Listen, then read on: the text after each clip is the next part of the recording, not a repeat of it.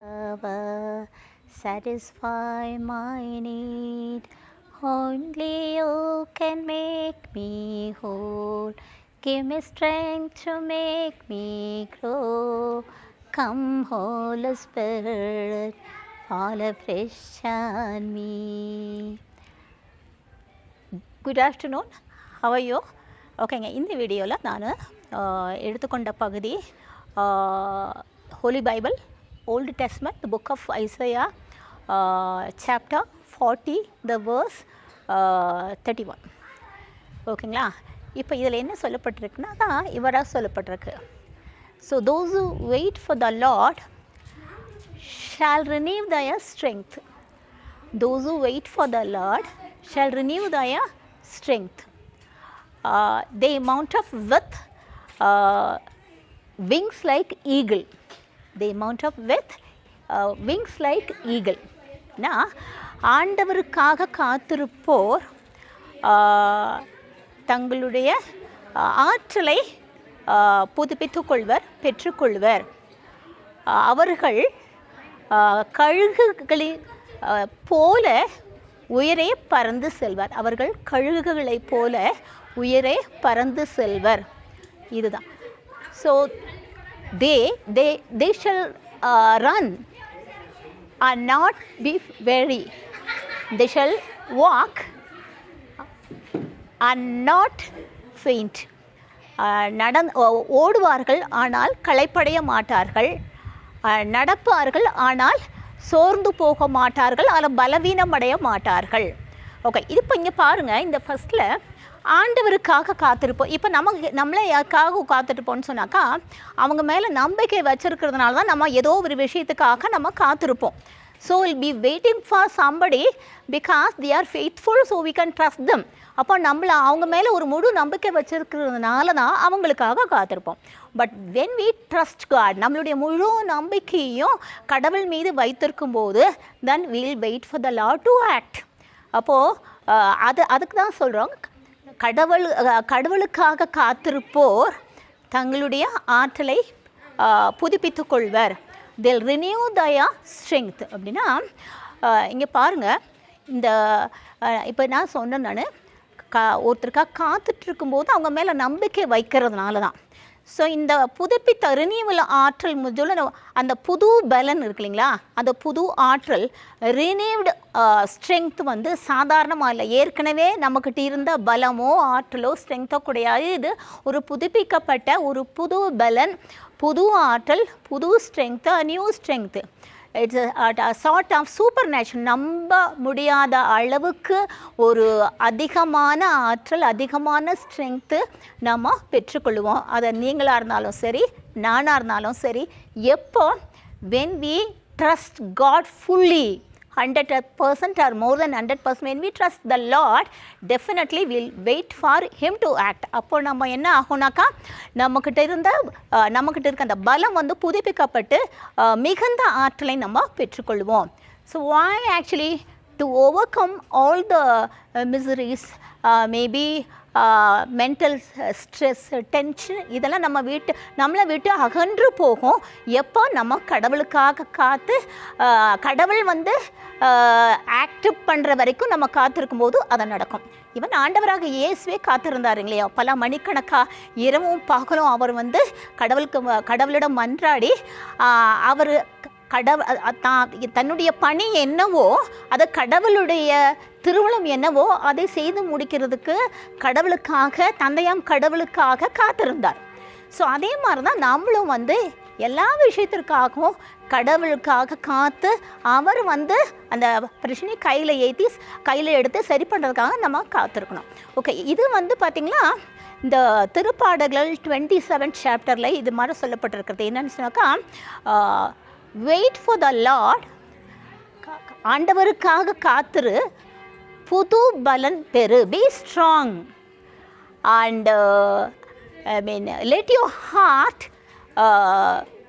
Take courage, உன் உள்ளம் பலப்படுவதாக, be strong and wait for the Lord. Be strong and wait for the Lord. அதுவும் தான் சொல்கிறது, கடவுளுக்காக காத்திரு, கடவுளில் பலப்படு.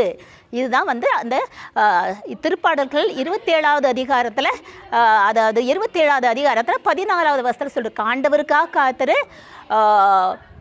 மன உறுதிக்குள், அண்ட் உன்னுடைய உள்ளம் பலப்படுவதாக. மீன் கடவுளுக்காக காத்திரு, ஆண்டவருக்காக காத்திரு.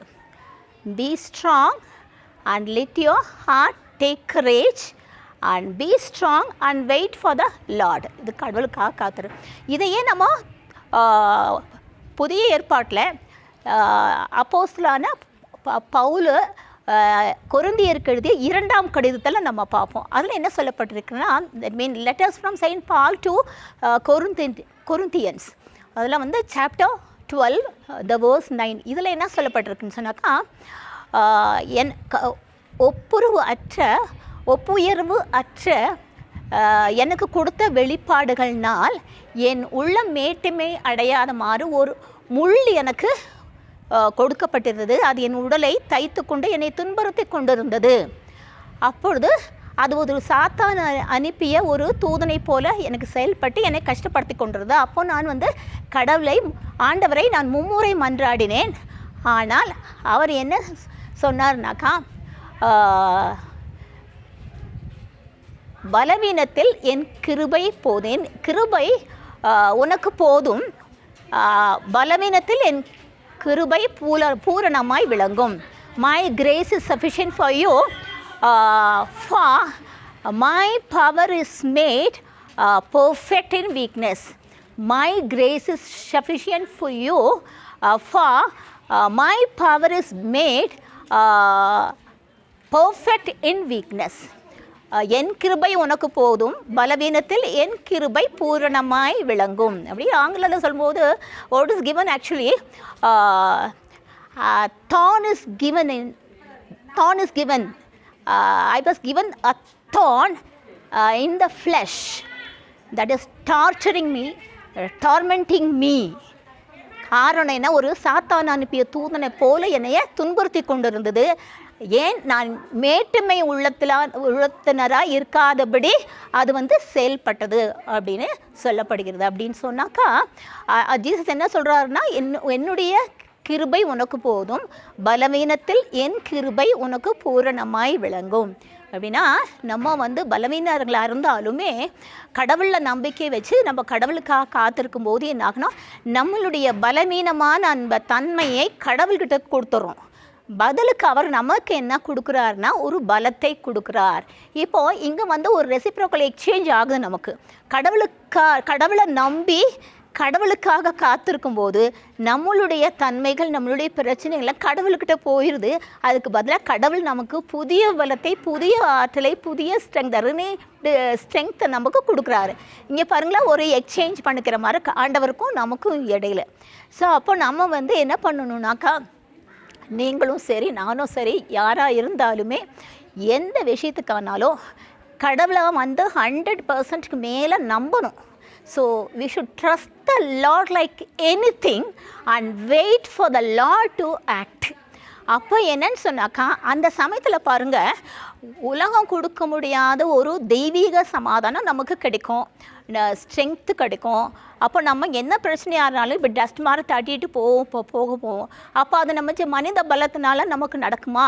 நிச்சயமாக நடக்காது. அப்படின்னா நம்ம கடவுளை நம்பி கடவுளுக்காக காத்திருக்கும் போது ஆண்டவர் நம்மளை அதிகமாக பலப்படுத்தி ஒரு புது பிறப்பு மாற நம்மளை ஏற்படுத்துகிறாரு. அப்போது நம்ம என்ன பண்ணுவோம், புதிய பலத்தோடு ஒரு கடுகு மேலே எந்த அளவுக்கு it is flying to the greater height இல்லைங்களா, கடுகு தங்களுடைய இறக்கை விரித்து it's flying to the greater height, மற்ற பறவைகளை இல்லாமல் it's flying to the greater height. அந்த மாதிரி நமக்கு புதிய ஆற்றல் பெற்று நம்ம பிரச்சனைகளெல்லாம் ஒரு பொருட்டாக கருதாமல் கடவுளை நம்பி நம்ம பாட்டுக்கு நம்ம செயல்பட்டுக்கணும். இதுதான் நமக்கு தேவை. ஓகேங்களா?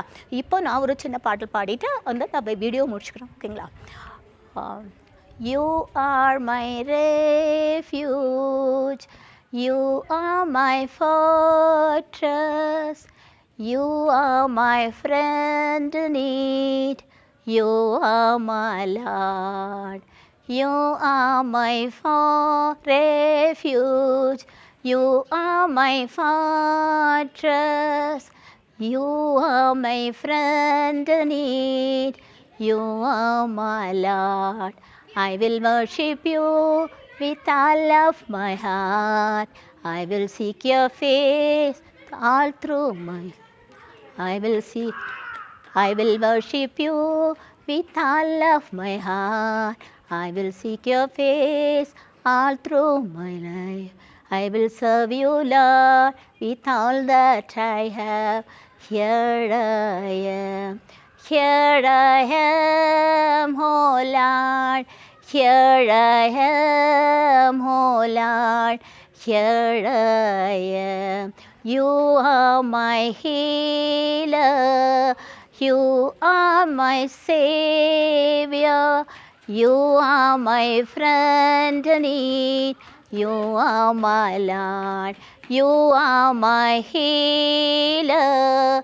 You are my Savior. You are my friend in need. You are my Lord. I will worship you with all of my heart. I will seek your face all through my life. I will serve you, Lord, with all that I have. Here I am. Here I am, oh Lord. Here I am, oh Lord. Here I am. Here I am. Okay, guys, thank you so much for listening for my idea. Bye bye.